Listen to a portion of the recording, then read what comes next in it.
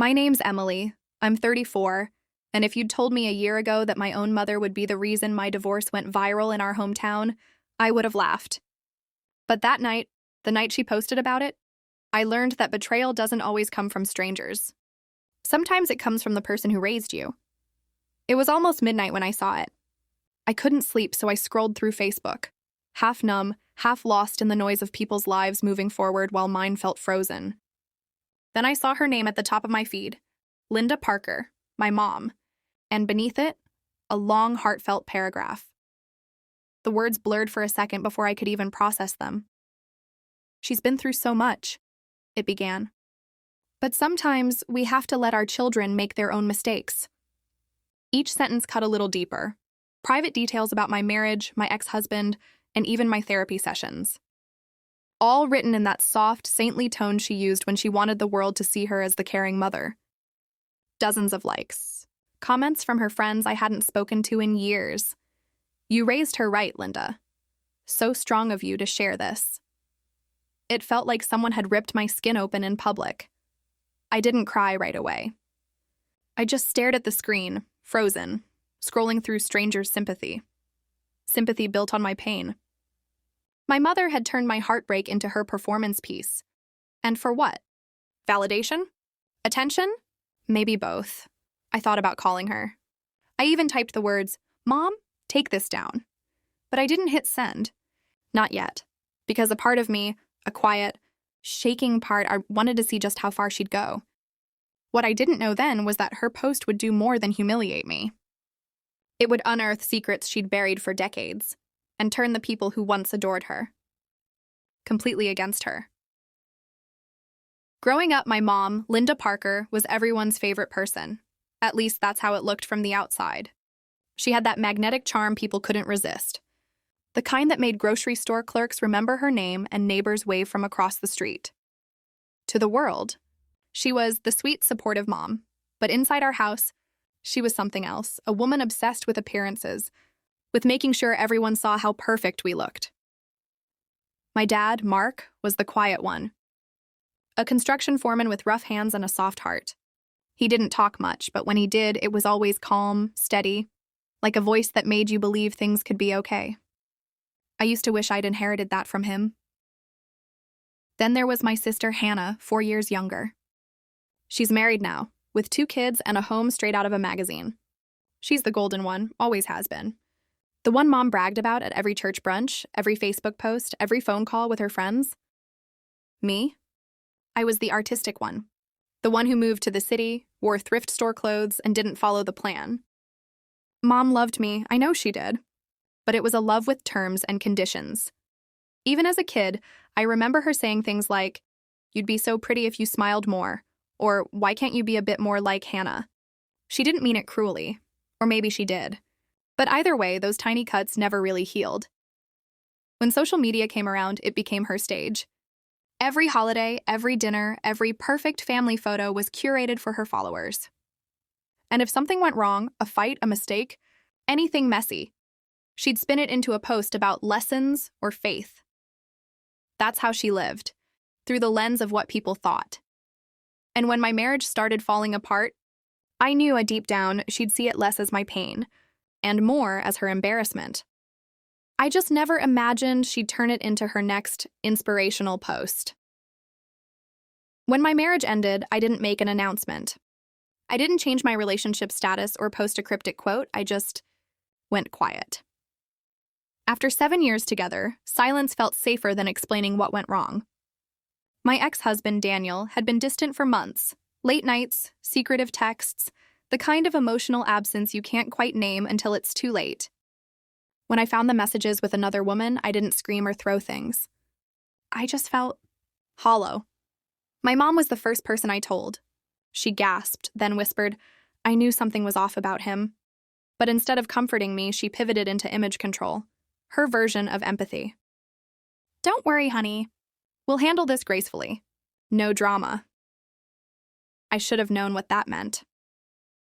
A week later, while I was still sleeping on my best friend's couch, I woke up to 20 unread messages. My phone was buzzing nonstop. "Are you okay? I just saw your mom's post." She shouldn't have done that. My stomach dropped. I opened Facebook, and there it was. A long, emotional post written by Linda Parker for all her friends to see. It breaks a mother's heart to watch her daughter go through something like this. Some lessons in love are painful, but I trust God's plan. Please pray for Emily as she heals. She'd tagged me. My full name. My photo. There were over 150 reactions already. Hearts, crying emojis, and worse, comments. So many comments. You raised her right, Linda. She'll find someone better. Some people just don't appreciate a good woman. Every word made my chest tighten. They were talking about me, about my marriage, like it was a reality show. I called her immediately. She answered with that innocent tone she always used when she knew she'd gone too far. Sweetheart, I only wanted people to pray for you. I could barely speak. Mom, that was private, she sighed. Emily, people care. They just want to support you. But that wasn't support. It was spectacle. By the next day, screenshots of her post had spread to our old high school group. Even Daniel's sister texted me, "Wow, your mom really went public with it." Something inside me cracked, but it wasn't just pain anymore. It was anger. Quiet, controlled, and burning beneath my ribs. Because if she wanted to make my life public, then she was about to learn what that really meant. I didn't strike back right away. I let her post sit there, glowing on her timeline like a trophy. People were still commenting days later, sending her sympathy, telling her what a strong mother she was. I watched silently, saving screenshots. Every comment, every like, every woman from her church who told her how brave she was to share something so painful. Then, I started small. One morning, I posted a quiet, vague message on my own profile. It's hard when the person who raised you uses your heartbreak for likes. No names. No tags. Just truth. Within an hour, it had more reactions than anything I'd posted all year. Some of my friends reached out privately, asking if I was okay. A few of Mom's friends even commented, gently, cautiously, "I hope this isn't about your sweet mom. She means well." That word, sweet, made me want to scream. So I started messaging a few of her friends directly. I told them calmly that her post had shared personal details about my therapy, my ex, even our separation date. Most of them were shocked. One of them, Marcy, her best friend of 20 years, actually apologized to me. That's when it happened. Marcy messaged me late one night. "You should see what she's been saying about you in our group chat." She sent screenshots. Dozens of them. My mom, the supportive woman begging for prayers, had been laughing about me. Saying things like, "Maybe now she'll realize she's not as perfect as she thought. If she had listened to me, maybe her marriage wouldn't have fallen apart."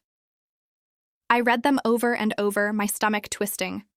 She hadn't just betrayed my privacy. She'd mocked my pain to the same people who were comforting her online. That night, I made a folder. I labeled it Linda's Truth. Every screenshot, every comment, every fake message of support. I didn't plan to destroy her. Not yet. I just wanted the truth to exist somewhere other than in my chest. Somewhere visible. A few days later, I started leaving small replies under her posts. Polite, calm, but sharp enough to cut. "Glad you got to tell my story before I could." Funny how empathy sounds different in private. Her friends began to notice. The cracks started to show, and that was the moment my quiet revenge stopped being an idea and became a plan. The first time I saw my mom's face after those comments, she looked unsettled. Like she knew something had shifted, but she couldn't figure out what. She showed up at my apartment with a casserole and that tight smile she used when she was pretending everything was fine. "You've been quiet online lately," she said, trying to sound casual. I forced a smile. "Just taking a break. You should try it sometime." She laughed, but her eyes flickered. She knew. Over the next week, I kept dropping hints. Never enough to accuse her, but just enough to make her sweat. When she'd post something about forgiveness or family, I'd reply with a line that hit a little too close. Forgiveness starts with honesty. Some wounds come from the people who hug you first. People began to notice. The comments turned from sympathy to confusion. Her friends started asking, "Linda, are you two okay?" Then one night, I made my move. I posted a simple status with a collage of blurred screenshots, messages cropped so only phrases showed. She deserved it. Embarrassment might teach her something. No names, but the timing said everything. The reaction was instant. My inbox flooded. Friends, old classmates, even people from church, all asking who it was about. I didn't answer. I didn't have to. By morning, one of Mom's friends had commented, "Linda, this looks like your messages." That was the crack that broke the wall. Mom called me furious. "How dare you make me look like a villain?" I let her rant, her voice trembling through the phone. "You humiliated me first," I said quietly. "I'm just giving people a clearer picture," she gasped. "You don't understand. People will think I'm a bad mother." And that's when I realized something important. She didn't care that she'd hurt me. She cared that people would see it. From that day on, the mask began to slip.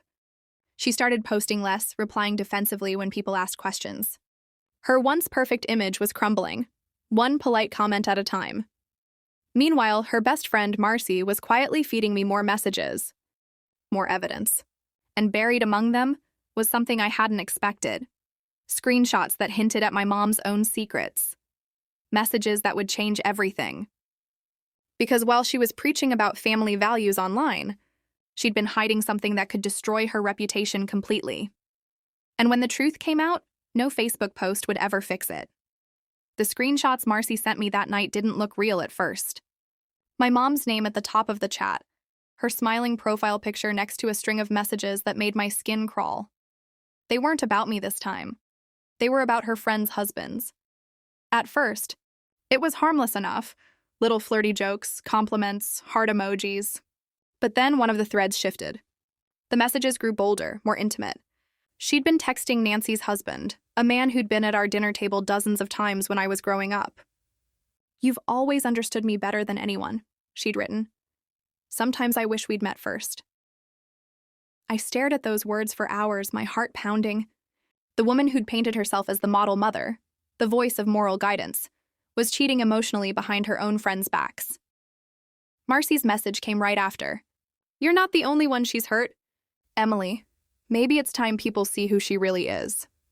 I hesitated. For days, I wrestled with it. Was I really about to expose my own mother? Was revenge worth it if it meant burning everything between us to ash? But every time I thought about that Facebook post, the comments, the humiliation, the way she'd smiled when I confronted her, the answer became clearer. She'd already lit the fire. I was just holding up a mirror to it. So one Sunday morning, I did it. I posted a single collage, carefully curated screenshots of her group chats and private messages. No fake edits, no exaggeration, just truth. The caption was simple. "Sometimes the people who lecture you about morality are the ones breaking it quietly." Within minutes, the post exploded. At first, there was silence. Then chaos. Hundreds of comments, gasps, disbelief, people tagging her name, asking, "Is this real?" Then Nancy commented, "It's real. I've seen those messages myself." That was the moment it all collapsed. Mom's once glowing page turned into a battlefield. Her friends, the same ones who'd praised her parenting posts, were now demanding explanations. One of them even shared screenshots of her gossiping about them, too. It was a domino effect of betrayal, all laid bare for everyone to see. My phone rang over and over. I didn't answer. I just sat there, watching the world see her the way I'd seen her for years, polished on the outside, poisonous underneath. That evening, she showed up at my door. Her face was pale, her mascara smudged. "How could you do this to me?" she whispered. I swallowed the lump in my throat. "You did this to yourself." She shook her head, tears falling. "You've destroyed my life." I looked her in the eyes and said the truth I'd been holding in for decades. "You destroyed mine first, when you decided what people thought of you mattered more than who I was." For once, she didn't have a comeback. She just stood there shaking, her world finally crumbling under the weight of her own lies. And for the first time in my life, I didn't feel small in front of her. I felt free. The days after the post felt unreal. My phone didn't stop buzzing for 3 straight days. Messages, calls, screenshots of new threads popping up in local Facebook groups. My mom's name was everywhere. By Monday morning, she'd deactivated her account. Just gone. The Facebook queen who'd lived for likes and praise had vanished without a goodbye post or explanation. I thought I'd feel triumphant. I thought there'd be some kind of satisfaction in watching her empire fall apart. But instead, all I felt was silence, a deep, aching kind. Hannah called that night. Her voice was tight. "You couldn't just let it go, could you?" I didn't say anything. "She's devastated, Em. She hasn't stopped crying." "She made me the town spectacle, Hannah." My voice cracked. I begged her to stop. She didn't care. For a few seconds, neither of us spoke. Then Hannah sighed softly. "I get it. But now everyone knows everything." That was the point. Everyone did know. It wasn't just about revenge anymore. It was about truth. About showing that perfection has a price, and that pretending always comes with consequences. Over the next few weeks, my mom barely left the house. Marcy told me she'd lost almost all her close friends, the same women she'd spent years trying to impress.